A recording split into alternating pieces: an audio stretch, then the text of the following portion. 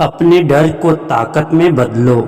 A motivational Buddhist story on life. एक कहानी को शुरू करने से पहले आप कमेंट बॉक्स पर ओम बुधाय नमः लिखकर वीडियो को लाइक कर दें। चलिए दोस्तों, आज की कहानी अपने डर को ताकत में बदलो को शुरू करते हैं। भीड़ भाड़ से अलग होकर जब भी कोई इंसान अपने साथ अकेले में समय बिताता है, तभी उसके दिमाग में नाना प्रकार की चिंताएं जन्म लेने लगती है। मनुष्य की प्रवृत्ति ही ऐसी है कि वो ज़्यादातर समय नकारात्मक ही सोचता है। अपने लक्ष्य को कैसे प्राप्त किया जाए, ये सोचने की जगह है।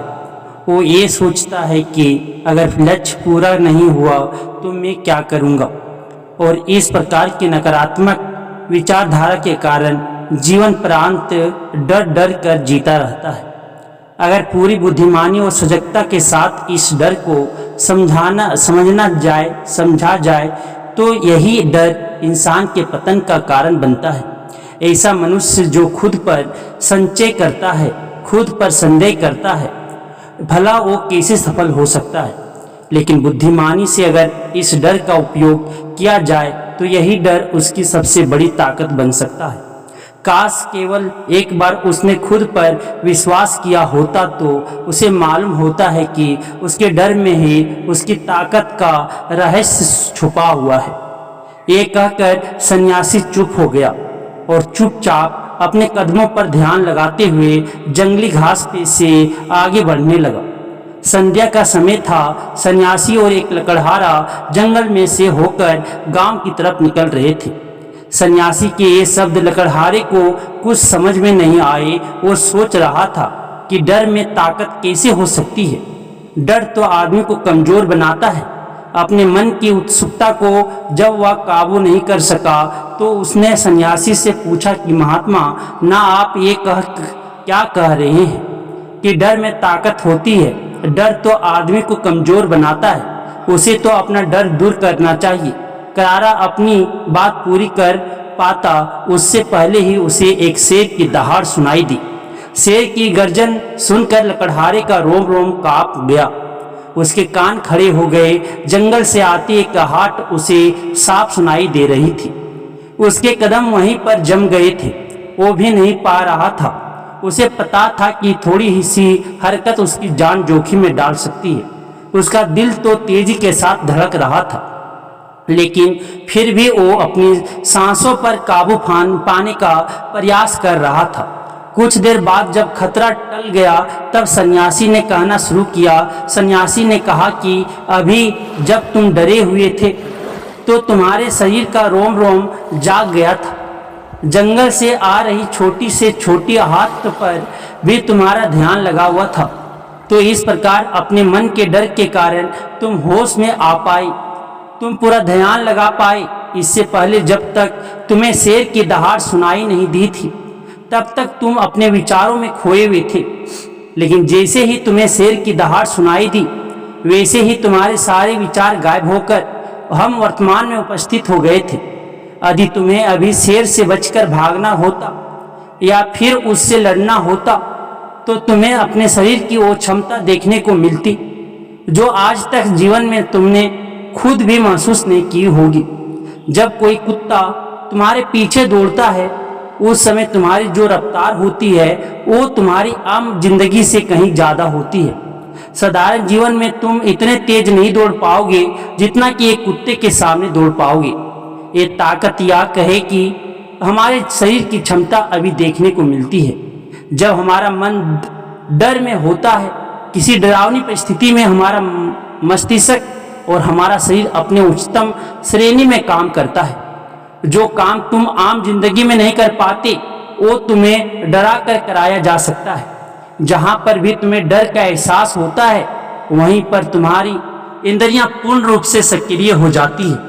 तुम्हारे कानों की सुनने की क्षमता तेज हो जाती है। दृष्टि एक टक हो जाती है, पूरी सजग हो जाती है, सक्रियता बढ़ जाती है। और जैसे जैसे वो डर खत्म होता है वैसे वैसे तुम सुप्त अवस्था में चले जाते हो। तुम सो जाते हो और तुम्हारे इंद्रिय फिर से आराम की स्थिति में चली जाती है। सन्यासी ने लकड़हारे से कहना जारी के रखा कि परीक्षा से एक दिन पहले जो आदि करने की तुम्हारी गति होती है वो साधारण आदि करने की क्षमता से कहीं तेज होती है। सिर्फ एक बार याद किया हुआ तुम्हें परीक्षा के समय याद रह जाता है, और तुम जानते हो कि ये सब परीक्षा के डर से ही होता है। इसलिए डर को दूर करने की जगह इंसान को ये सोचना चाहिए कि वो अपने डर को ताकत कैसे बना सकता है। जिस प्रकार सुख और दुख, प्रकाश और अंधेरा एक ही सिक्के के दो पहलू होते हैं, उसी प्रकार डर और ताकत भी एक ही सिक्के के दो पहलू होते हैं। जिस प्रकार रोशनी के बिना अंधेरा पूर्ण नहीं होता, सुख के बिना दुख पूर्ण नहीं होता, उसी प्रकार डर के बिना ताकत का भी कोई महत्व नहीं है। लकड़हारा सन्यासी के ज्ञान से बहुत प्रभावित हुआ, उनके चरणों में नतमस्तक हो गया और उनसे पूछा कि महात्मा, अंधेरे को तो दिया जलाकर रोशनी से भरा जा सकता है, लेकिन अपने डर को ताकत में कैसे बदले, इसके लिए कोई उपाय बताएं। इस पर सन्यासी ने कहा कि डर दो प्रकार के होते हैं, सबसे पहला मानसिक डर और दूसरा शारीरिक डर। सन्यासी ने लकड़हारे को समझाते हुए कहना शुरू किया कि मान लो तुम्हें जंगल से होकर गुजरना है और अचानक तुम पाते हो कि तुम्हारे मन में शेर का ख्याल आ गया। अभी तक प्रत्यक्ष रूप में शेर तुम्हारे सामने नहीं आया, ना उसकी दहाड़ सुनाई दी है, मतलब दूर दूर तक कोई अंदेशा नहीं है कि जंगल में शेर मौजूद है, लेकिन शेर का ख्याल आने से तुम्हारे मन में एक डर पनप गया। अब तुम्हारा उठने वाला एक एक कदम उसी डर से अभिभूत होगा। हर समय तुम्हारे मन में यही ख्याल चलेगा कि कहीं शेर ना आ जाए। ये शेर वर्तमान में तुम्हारे सामने नहीं है, या तुम्हारी बहु विषय की कल्पना है। इसी प्रकार जो मनुष्य अतीत और भविष्य की चिंताओं में डूबा रहता है, वो मानसिक डर का शिकार होता चला जाता है।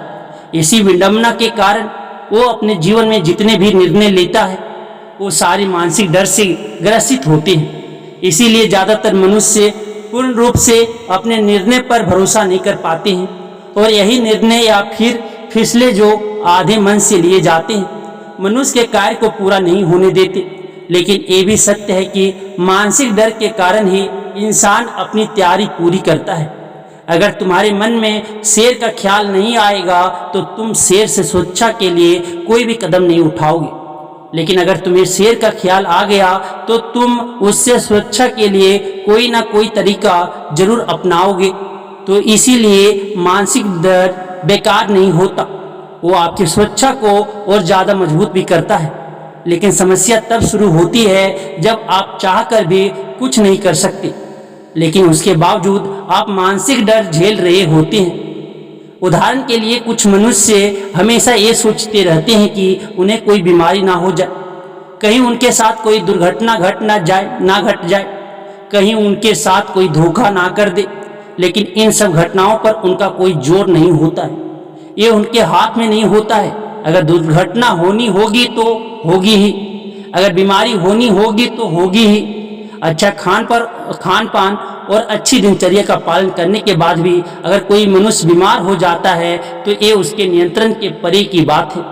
अपनी तरफ से उसने पूरी कोशिश की और यही कि उसका कर्तव्य था, उसमें कोई कुछ क्या कर सकता है। जो घटनाएं इंसान की पहुंच के परे होती है वो उनसे भी परेशान होता रहता है, उनसे भी उसका मन घबराता रहता है, और यही मानसिक डर उसके पतन का कारण बनता है। और यही मानसिक डर अगर सही तरीके से इस्तेमाल किया जाए तो मनुष्य समझदार और अनुभवी कहलाएगा। जो इंसान ये सोचता है कि कांटे सिर्फ दर्द देने के लिए ही बने हैं, वो ये भूल जाता है कि कांटे ही फूलों की रक्षा करते हैं। इसी प्रकार एक ज्ञानी मनुष्य किसी भी चीज का उपयोग अपने सकारात्मक तरीके से कर सकता है, लेकिन एक अज्ञानी मनुष्य है अपनी अज्ञानतावश उन चीजों को भी छोड़ देता है जो उसके लिए उपयोगी होती है। विवेकशील मनुष्य फेंके गए पत्थरों का भी महल खड़ा कर लेता है, लेकिन एक वैज्ञानिक मनुष्य उन पत्थरों को दूसरों पर फेंकता रहता है। एक अज्ञानता मनुष्य, अगर किसी मनुष्य को अपने मानसिक डर को ताकत में बदलना है तो उसके कुछ नियम है, कुछ उपाय है सबसे पहला उपाय अपने विचारों का निरीक्षण। अगर हम अपने जीवन में अपने विचारों का निरीक्षण करेंगे तो हम पाएंगे कि ज़्यादातर विचार हमारे काल्पनिक होते हैं और इसीलिए जो डर उन विचारों के कारण पनपता है वो भी काल्पनिक होता है।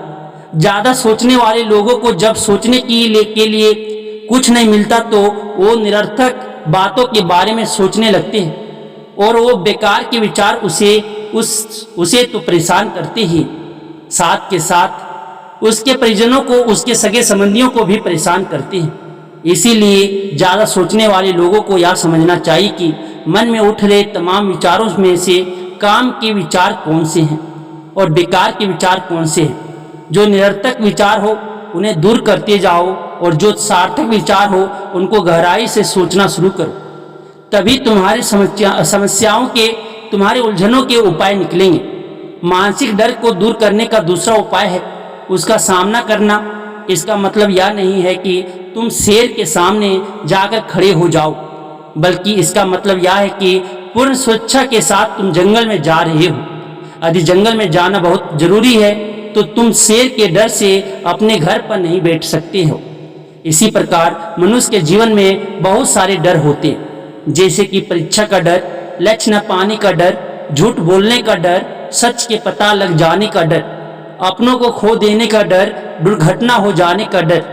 लेकिन जैसे जैसे समय के साथ इन डरों का सामना किया जाता है वैसे वैसे ये डर जीवन से दूर होते चले जाते हैं। अगर तुम इनसे बचने का प्रयास करते हो तो ये जीवन भर तुम्हें सताते रहेंगे। ये तभी दूर हो सकते हैं जब तुम इनका सामना करो। कुछ लोगों को तो दूसरों के सामने खुलकर बातें करने में भी डर लगता है। ऐसे लोगों को अनजान लोगों से बात करनी चाहिए। जितना हो वो लोगों से बात करेंगे उतना ही उनके मन का डर दूर होता जाएगा। मानसिक डर को ताकत में बदलने का तीसरा उपाय है अपने डर को स्वीकार करना। बहुत से लोग अपने जीवन में अपने डर को स्वीकार ही नहीं कर पाते। अगर आप उनसे पूछेंगे कि उन्हें किस चीज़ से डर लगता है तो वह साफ इनकार कर देंगे कि उन्हें किसी चीज़ से कोई डर नहीं लगता। लेकिन दूसरों की नज़रों में ऊंचा उठने के लिए ये झूठ उन्हें बहुत महंगा पड़ता है। अगर वो अपने डर को स्वीकार करना नहीं सीखेंगे तो वो जीवन पर्यंत उस डर से मुक्त नहीं हो पाएंगे। इसीलिए समझदारी इसी में है कि अपने डर को स्वीकार कर लिया जाए। अगर आपको किसी चीज़ से डर लगता है तो किसी से शर्माने की या झिझकने की जरूरत नहीं। हर मनुष्य को, हर इंसान को किसी न किसी चीज़ से डर लगता ही है। आप पाएंगे कि जैसे ही आप अपने डर को स्वीकार करते हैं वैसे ही आपका डर खत्म होना शुरू हो जाता है। और जितना ही आप अपने डर को छुपाने की कोशिश करेंगे आपका डर उतना ही मजबूत होता चला जाता है। ये सारे तरीके तुम्हारे मानसिक डर को दूर कर सकते हैं, लेकिन शारीरिक डर को दूर करने के लिए तुम्हें दूसरे तरीके अपनाने होंगे। सबसे पहले ये समझो कि शारीरिक डर कौन सा होता है। मान लो तुम किसी जंगल से गुजर रहे हो और अचानक तुम्हारे सामने शेर आ जाता है। तुमने पहले नहीं सोचा था कि शेर तुम्हारे सामने आ सकता है, लेकिन जब वो तुम्हारे सामने आता है तो तुम्हारी सारी शारीरिक गतिविधि या शिथिल हो जाती है, तुम्हारी सांसें अटक जाती हैं, मस्तिष्क काम करना बंद कर देता है और तुम्हारा दिल तेजी के साथ धड़कने लगता है। तो इसीलिए जब बिन सोचे बात हमारे साथ घटित होती है तो हमारा शरीर उस डर को महसूस कर पाता है और वही शारीरिक डर कहलाता है। ऐसे समय में शारीरिक डर को दूर करने के कुछ उपाय हैं, कुछ तरीके हैं। सबसे पहला उपाय तो यह है कि अपने ऊपर संयम रखें। जब किसी मनुष्य के साथ बिन सोची बात घटती है तो सबसे पहले उसका संयम टूट जाता है और संयम टूटने के साथ उसका मस्तिष्क काम करना बंद कर देता है और इसी वजह से सोचने और समझने की प्रक्रिया भी रुक जाती है, क्योंकि हमारा शरीर उसी प्रकार कार्य करेगा। इस प्रकार हमारा मस्तिष्क उसे निर्देश देगा। अगर मस्तिष्क की सोचने समझने की शक्ति खत्म हो गई तो हमारा शरीर भी शिथिल हो जाता है। तो इसीलिए अगर कठिन समय में मनुष्य अपने ऊपर संयम रखता है तो उसका मस्तिष्क सही तरीके से काम करता है और वो सही निर्णय लेकर उस परिस्थिति से तत्काल बाहर आ सकता है। यहाँ पर दूसरा उपाय समझने का ये है कि जीवन में कुछ भी घटित हो सकता है। जीवन बड़ा चमत्कारिक होता है, वो हमारी सोच के अनुरूप नहीं चलता, बल्कि उसमें कुछ भी हो सकता है और यही जीवन की खूबसूरती होती है। अगर आपको आज ही पता चल जाए कि आने वाले 10 साल तक अब क्या कर पाएंगे, तो आपके जीवन में से रुचि खत्म हो जाएगी। लेकिन अगर जीवन एक रहस्यमय किताब की तरह बना रहेगा, तो आप अपने जीवन से कभी नहीं थकेंगे। आपका जीवन आपको आश्चर्यचकित करता रहेगा। इसीलिए यह समझो कि जीवन में कुछ भी घटित हो सकता है, तुम्हारी सोच से परे भी घटित हो सकता है। इसलिए कुछ अनुमान मत लगा लेना। किसी सोच को लेकर सन्यासी ने अपने बात खत्म करते हुए कहा कि इन तरीकों से तुम अपने मानसिक और शारीरिक डर को दूर कर सकते हो और आनंद से भरा हुआ जीवन जी सकते हो। तो दोस्तों, कैसी लगी ये कहानी आपको कमेंट सेक्शन में कमेंट करके जरूर बताएं। अगर एक कहानी आपको थोड़ा भी मोटिवेट किया हो तो अपने दोस्तों के साथ अवश्य शेयर करें। धन्यवाद।